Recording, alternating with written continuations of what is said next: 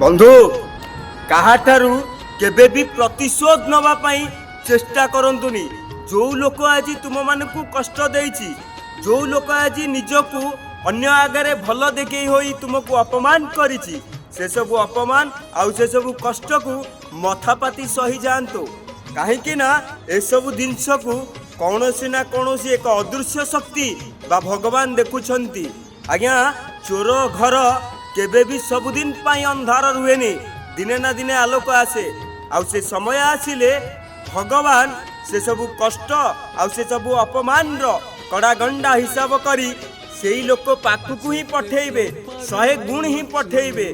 बास कहीं ना जी जहाँ ही मर्त्यमंडल करे से ताहा ही भोग करिकी जाए, जे जहा करे ता पाई ही करे।